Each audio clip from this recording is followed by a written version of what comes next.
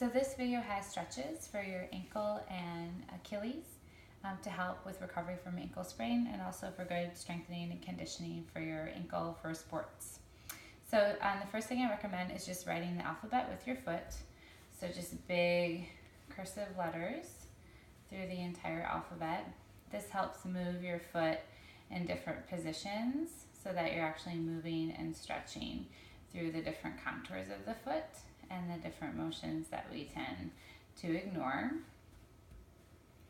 You would of course do this with both of your feet. And this is an easy exercise to incorporate into your everyday, because you can also do this seated.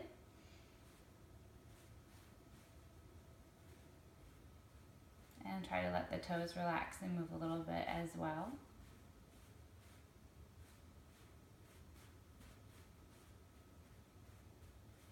And then I also recommend a set of exercises using a TheraBand. So the first variation, you take the TheraBand and actually wrap it over the toes as well as the ball of the foot. And then start with your foot in a flex position. Stretch through just the ball of the foot, then add the toes, then pull back the toes, and then go back into your flex. So you're moving through the arch, curling over with the toes, pulling back the toes, and then stretching through the heel. So the ball of the foot, the toes, just the toes, and going into your flex. This helps to articulate the arch underneath the foot, as well as to separate motion in the forefront of the foot from motion into the heel. And you get a nice little calf stretch here as well when you pull.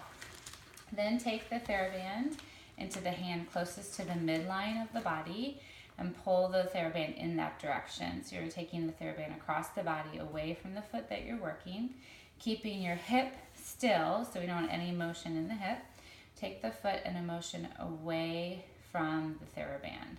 So we're pulling the TheraBand to the midpoint and then taking the foot away from the midpoint. So this is starting to get lots of strengthening work there through the muscles on the outer part of the foot.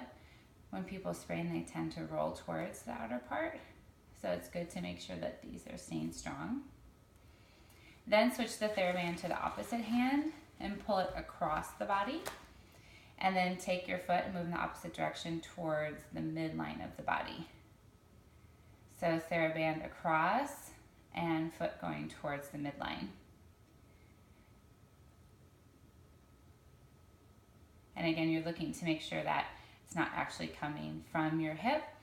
You're just isolating the motion in the ankle. And then I also recommend 2 sets of stretches that are standing. First one is done with a half roller. If you don't have a half roller, you could take a weight and do it over the center stem of the weight. You could also roll up a towel. You take the foot that you want to stretch to the top. Try to relax through the toes. Make sure your heel is in contact with the floor. And then step your other foot forward. The more forward you step, the deeper the stretch. And just make sure that your back is still long and that you're standing tall looking forward. Hold that for about 30 seconds. And then do a little bend to the knee of the foot you're being stretched. So I'm going to back this foot up just so you can see the difference. So straight leg stretch. And then also just a little bit of a bending stretch. Make sure the heel is still on the floor. And that's just so you can stretch both muscles in the calf.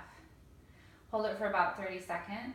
If you've recently had a sprain, you could start to increase that over the course of a week or two, working up to about 2 minutes at the most. Then after that stretch, we'll do a stretch for the top part of the foot, anterior tibialis. One foot stays flat on the floor. The foot that you're trying to stretch crosses over, turn the toes down, take your back shin and push into the calf of the toes that are down the foot you're trying to stretch.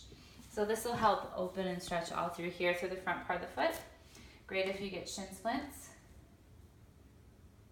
And the closer you bring the foot you're trying to stretch towards you, the bigger stretch you'll get. So if it's an intense stretch, you could go farther away. You wouldn't have to push as much. That may just be enough to curl the toes back. Or you could come closer in. And same thing, start with about 30 seconds.